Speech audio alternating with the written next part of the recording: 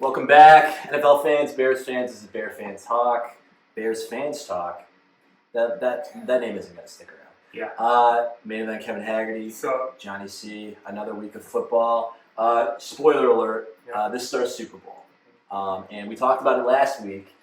The 4 iterations of the Super Bowl that it could be, what we wanted, what everyone wants, what no one wants, and we got what no one wants, baby. Johnny, that's literally what I was going to say. Oh, was that the joke you wanted? That was the joke. I was like, if you listened last week, we ranked 4 different scenarios, and this was our last one. We did not want to see it, but this. I mean, we'll talk about it a little bit more at the end. I don't know why I feel this way about it. At the end of the day, like it's fine. It's going to be a good game, and like it's. We'll talk about each game individually, like some quick recaps, and like. Honestly, as I was watching it, like all 4 of those teams were probably the best teams in the NFC and AFC respectively, and it's like any of the 4 that would make it to the like they deserve to be there. And I guess here's the way I should feel. I mean, and we'll talk about this game. I mean, it's the Chiefs, and the Chiefs are I think now officially the Patriots of this era. They are a fantastic team. Travis Kelce is probably the greatest tight end ever to do it. I don't think so. Really? I think. Well, no. It's just so hard to call him. I don't think it's hard. He's a receiver, but no. But he's out there laying pipe and blocks and stuff like that. But I've seen some pretty old lays out there. I don't know. I don't know. But like he just surpassed Jerry Rice for most receptions. So like maybe he's the best wide receiver of all time. He's very talented. He's very good. I think Gronk is a little bit better. I don't know. I just feel like. Gronk was never the game changer. I don't think so. I think it's Travis Kelce by a country mile. I think what is it? What's it called? Recency bias. I think is what you're suffering from. That could be, but like I think go back and watch some Gronk highlights, and you'll be like, oh my god. Yeah. He literally was like he would stiff arm people. He was also hurt a lot. He had that like bionic arm looking thing on him, and he would just be like catch the ball. And throw people out of the way. I just feel like he would like come down a down block and just lay out people. I don't think that defensive lineman. I mean, Gronk was obviously a great tight end, and I think that like while he was healthy, he could be a huge game changer. But I don't think he delivered the mail like Travis Kelce has. And I think if it's also a different game. I think he retired like 5 years ago. It's not a different game. Anyway, really quick, do you remember the story that Gronk told? Do you ever hear a story about when he almost got traded to the Lions? Oh, and they said I'm retired. He's retired. I was like, what a power move. It's crazy that you can just do that. I mean, because like, what if they went through with this trade and then like he would have retired? I don't know. But like, that's whatever. I don't know what the legality of that is. I mean, maybe you gotta have a conversation with him first. But like, what if he wasn't forthcoming and they just traded him? Sounds like collusion, but whatever. Yeah. But my point being is like the Chiefs. The Super Bowl should probably still go through the Chiefs, but at the same time, I kind of wanted the storyline to be more like, they had this year.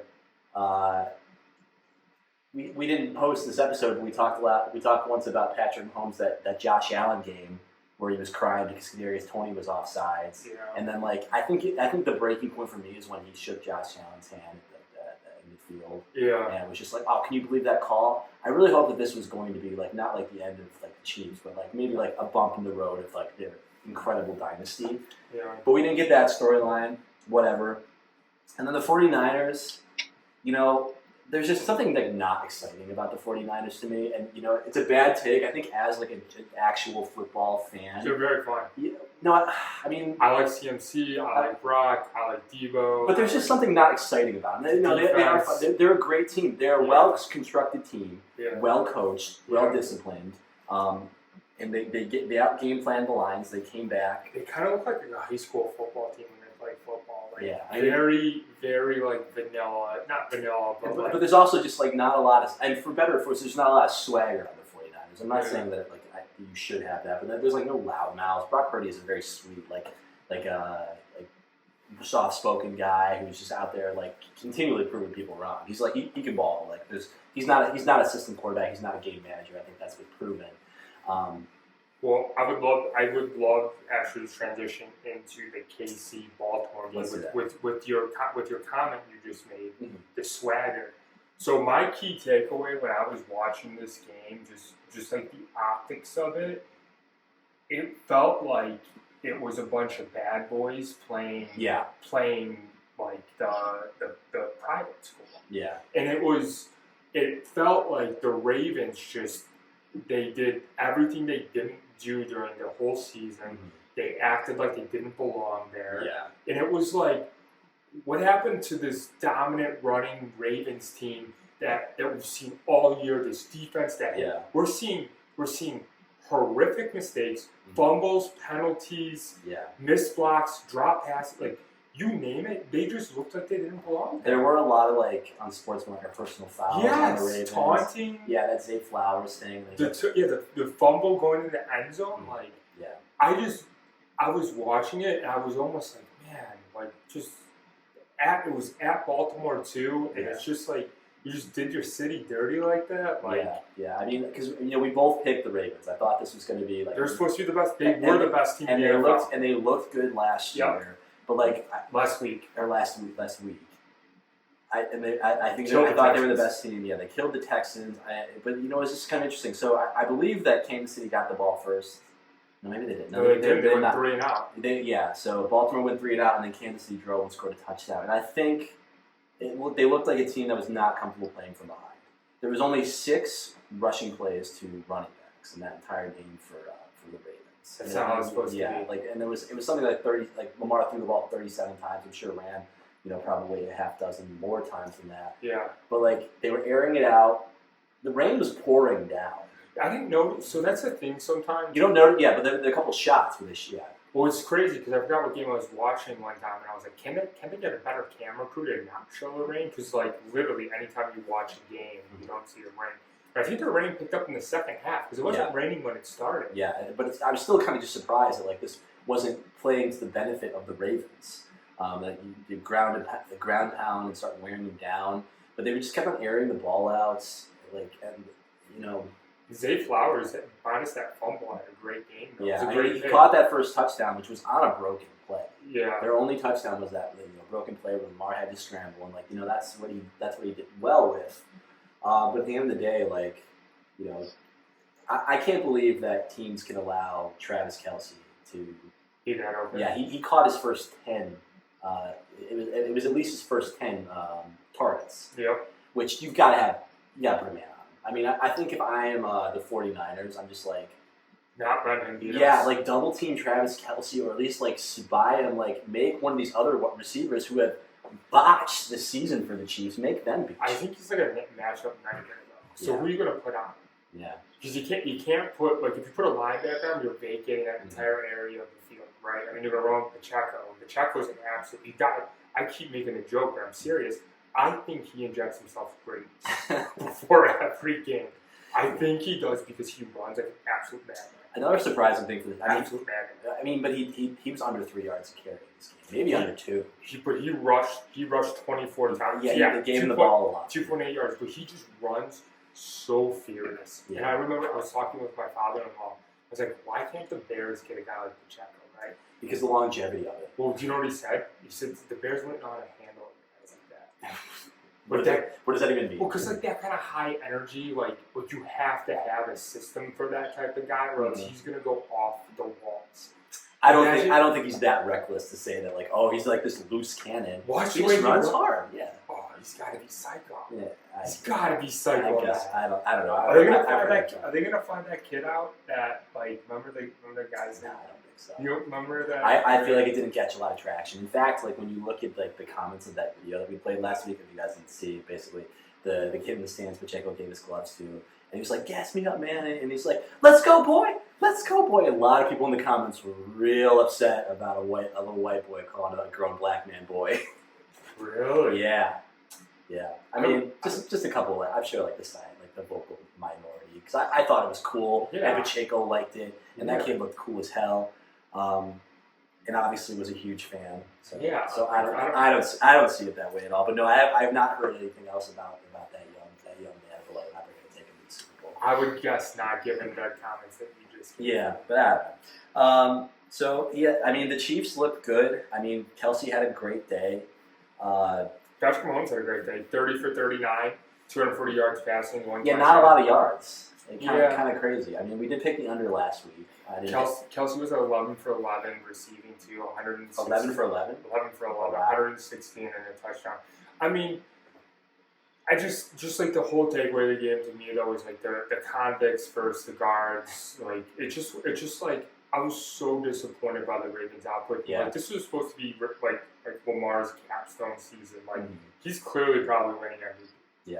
And like, do you think this affects that? Do you think I don't know. Here's the thing. I don't know what they take into consideration. Here's the thing. So you instead of unanimous, if it wasn't like he gets 100% of votes, I bet you he doesn't get. I bet you there's going to be a voter, quite a few voters. I don't think he's a unanimous MVP. I think he would have been if he's in the Super Bowl. I wish that they would put this out like before the playoffs started. Where they don't. They just kind of do it in a vacuum. I think they partially do it after. They're going to do it. I think they do it Saturday before the Super Bowl, don't they? I mean, I'm not hyped about it either way. I still think Christian McCaffrey is MVP. No, he should be offensive player. I know, but I feel like he should be the MVP. He had two touchdowns. Different awards. Should it be? When was the last time a non-quarterback won the MVP? We'll look that up later. So yeah, I mean, I have less to say about this game than the next one.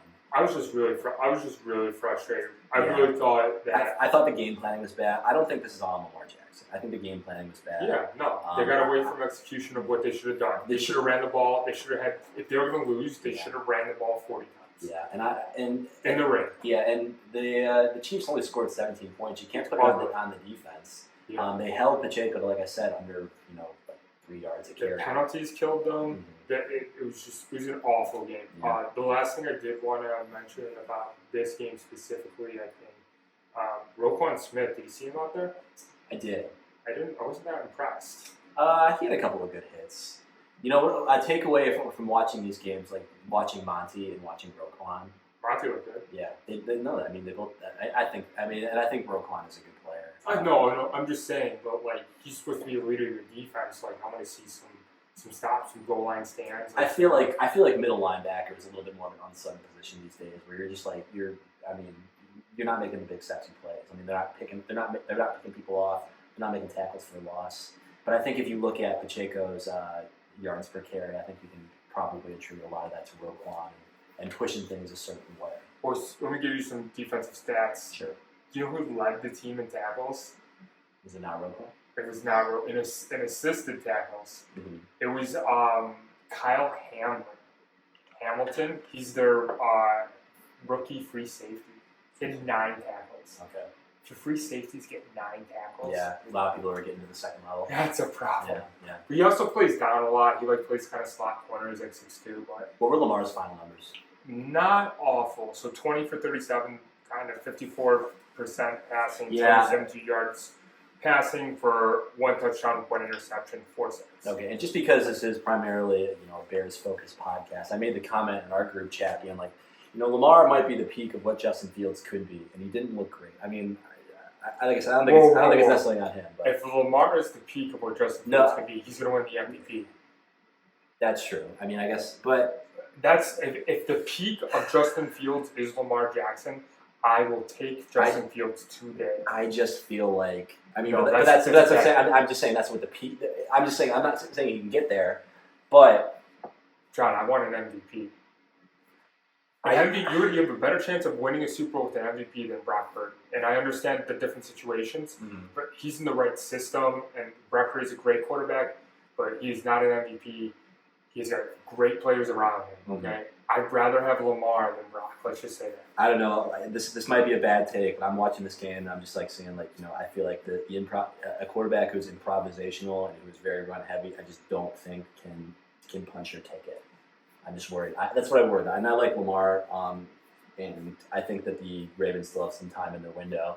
But that was just kind of like what was going through my mind. Yeah, but who knows? I hear it. All right, anything else to say about this game? Too much Taylor Swift again. And then, I thought you were on my side, that you didn't really mind it. You know what? The more I think about it, I can't believe I just didn't bet the house on money line Kansas City because clearly they want Taylor Swift in the Super Bowl. But you know what? I guess one thing we didn't talk about is like I think there was still like, and I said this again in the group chat. Like, of course, there are going to be people who are like making that claim and saying, "Oh, it was like Ravens versus the refs." There was that interception that Lamar threw where the receiver, I didn't see who the receiver was. Could have been pass interference, yeah. Could have been pass interference, but Lamar threw it like 7 yards short into triple coverage. And if they called that, it really would have bailed out. Maybe it was pass interference. Maybe you can make the argument that it wasn't a catchable ball. But I felt like the Ravens shot themselves. I feel like this was a well officiated game. I think the Chiefs were the better team. The Chiefs were the better team. That's accurate. And what I will say about the Taylor Swift thing is, here's where I mean, even when I start to get annoyed with it, which I don't think I will because I like Taylor Swift. Actually, too. We all like the storylines, and I don't think that we, and most like NFL viewers, don't like this storyline, the Taylor Swift Travis Kelce storyline. But I do think it's probably attracting a lot of interest in people who wouldn't otherwise care, and they like this storyline. Did you see? And I think that's good. I think did it's you good see for the the NFL. number that ESPN put out today? What? How much the estimated value Taylor Swift is about to the NFL this year?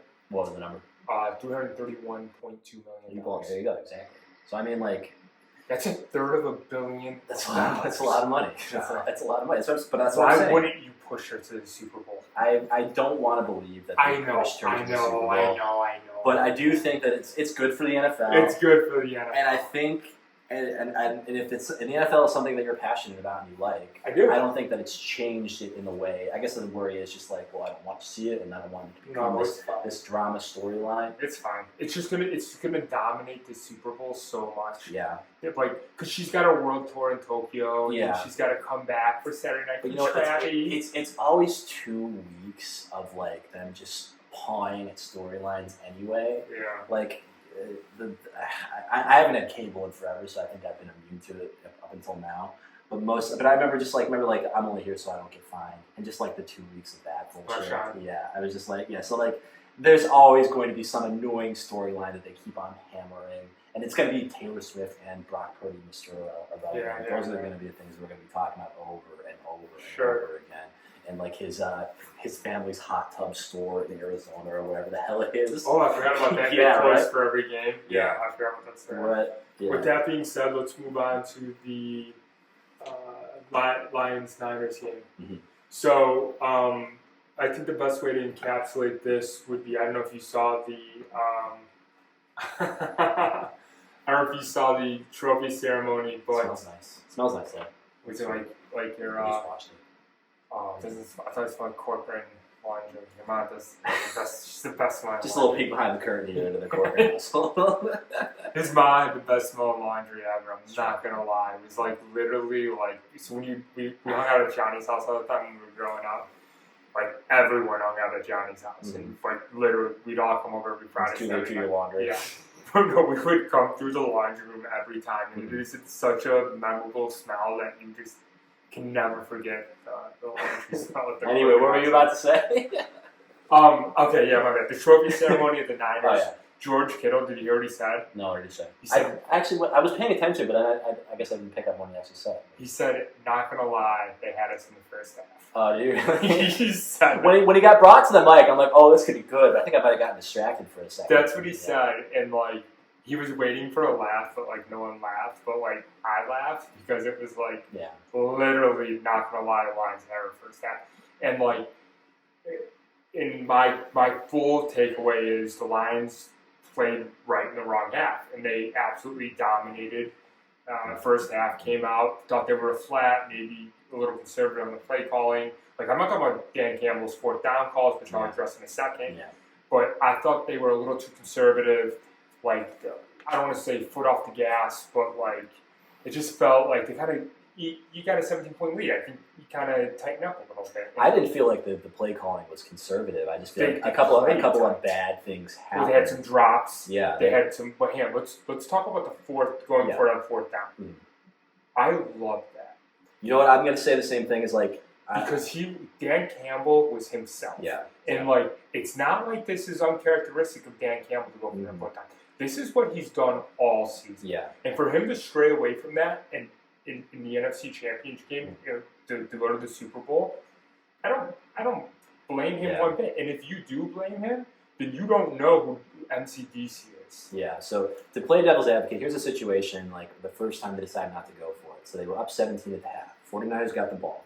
They kicked a field goal. Mm-hmm. And then that first decision not to go for it, it would have been, I think it was like a 48-yard kick. So not a gimme, certainly. But they could have, like, matched that 3 points, gone up 3 scores. And that's kind of the biggest thing. I feel like that's, like, the biggest decision between going for it and taking the points is whether or not it's going to change the number of scores you need to win. And my calculus as I was watching was like, I think you got to make it a 3-score game. Mm-hmm. That being said, I think you're exactly right. And I think that most people in Detroit, I would imagine, are saying, like, you live by the sword, you die by the sword. Yeah. This is who Dan Campbell is. That's what I'm saying. And that it wasn't a surprise. Exactly. And then the same thing, going for it when they could have tied the game. I think that might have been the 48-yarder. I don't know. And I don't know anything about Dan Campbell, and here's, like, probably a bad take that I'm going to have that might, sound kind of shitty, but... So 48-yarder was the title. Okay. So here's a look into what I imagine Dan Campbell's mind is as a person. He was, like, a lineman, right? No, he was a tight end. He was a tight end? Okay. But he was, like, a big, he's a big, gruff dude. I wouldn't be surprised if he has the mentality of, like, I am not going to let a gosh darn kicker decide the outcome of my football games. Yeah. Because, this is a bad take, and I like kickers. And some people say, like, why this really arbitrary thing of kicking in football. I like it. I think it adds an element. But if you want to be real about it, they're not on the team in the same way that a lot of other players are on the team. I mean, yeah, so you just think about practices in general. Like, you have core football activities that even quarterbacks do. Yeah. And then the kicker's kind of off doing his own sort of thing. I wouldn't be surprised if Dan Campbell has the philosophy of, like, I am never going to be giving a press conference talking about, well, the kicker just didn't make the kick. Who's the kicker for the Lions? I forget. I don't think he's bad. I don't think he's, like, someone you can't trust. But, so, I mean... Oh, Badgley. He's, I think he went to, not Michigan, I think he went to Wisconsin. Are you saying that because his name sounds like Badger? No, he went to Miami. So, I think that's what it comes down to. But it could be and it could not be, in like, I can see him saying, like, that, but at the same time, though, but he's just such a passionate guy.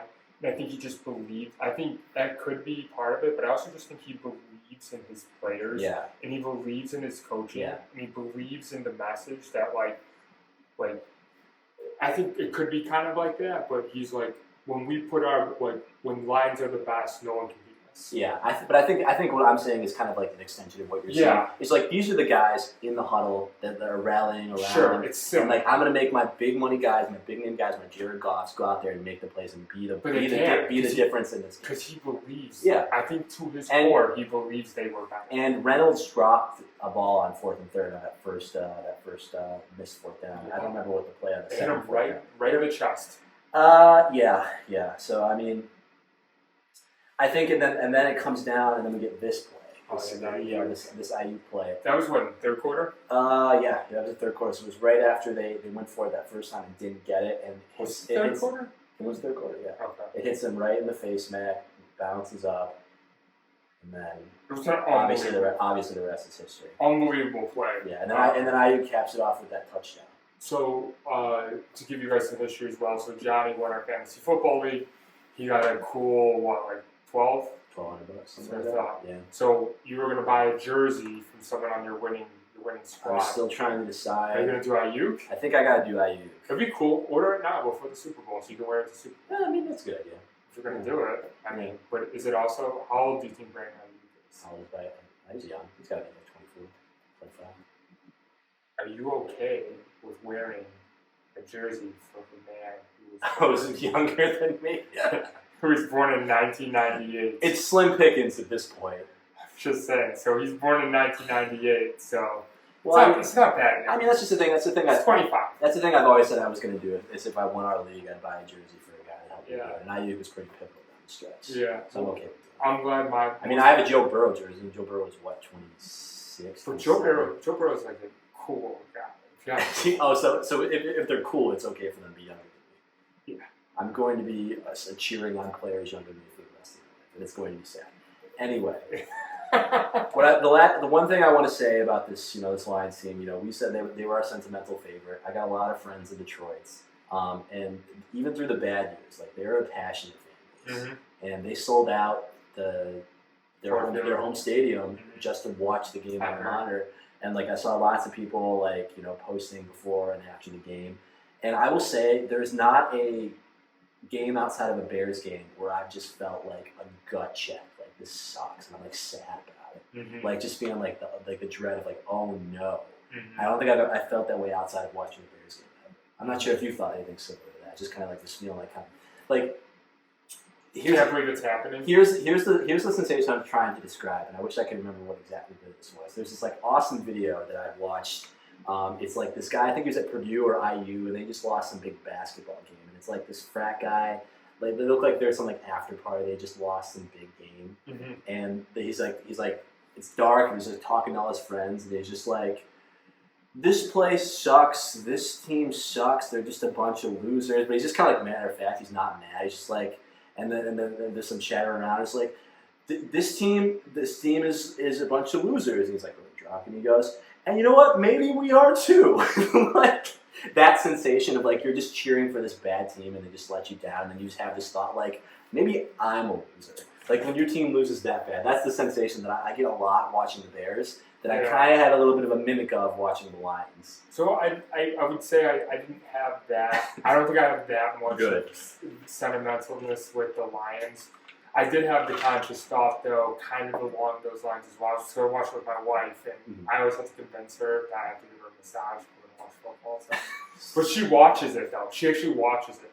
Okay. And so I was telling her, I was like, it's kind of ironic as the Lions were losing the game. I was like, okay, so without let's not talk, not including KC and the Patriots most recently. San Francisco is widely regarded as one of the best franchises. Oh yeah, 100%. Like they are consistency of winning, West Coast offense, Steve Young, Jerry Rice, Joe Montana. I mean, they went to a Super Bowl. We were in college. It was probably like 2013. Yeah, not that long ago. Yeah, and they've been good. And they've been good since then. Yeah, they lost, but But they are a phenomenal organization and franchise, nothing but outstanding. Versus, literally, arguably the worst franchise of all time. Yeah. And as the Lions were losing, I just kind of told my wife, it's kind of ironic. This is exactly what should happen. Yeah. And it kind of was like David versus Goliath, if you will, and it was like, it's exactly what should have happened. But that's what kind of makes it so sad. Because the Lions came out, they punched them. I know. And I'm just like, Lions are winning this game. I know. And then, but like when you have a lead against a team that's better than you, you can't make mistakes. You can't give them opportunities. And were the Niners better than the Lions? I mean, just like they are a better team. I'm not saying they were a better team. I mean, they were for the second half for sure. Yeah. But it wasn't Monty. It was Gibbs had that fumble. Yeah, so rookie fumble. Yeah. This obviously, a tough luck play, but that should have been an interception the other way. Yeah. Drop on fourth down. Yeah. Some questionable decisions to go for, but like I said, I'm Team Dan Campbell. The last thing I want to say about this stuff, Lions still covered. The Lions did still cover, which is one of the things we call fucking backdoor cover. Backdoor cover. MCDC out here fucking covering. That was a bad beat for someone out there. You know what? No, so they kicked the they got the field goal, or not the field goal.